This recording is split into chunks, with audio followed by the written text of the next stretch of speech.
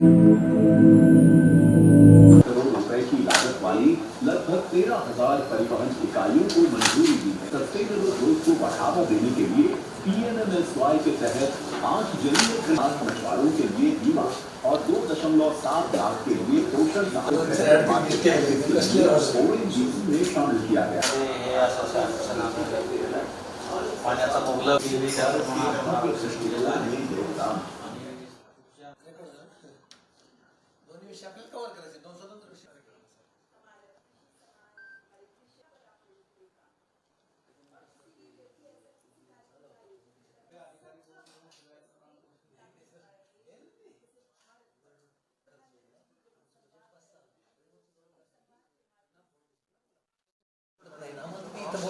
वेगळं आहे, त्याच्या गरजा जाणून घ्यायच्या, त्यांना इतर स्कीमचे लाभ.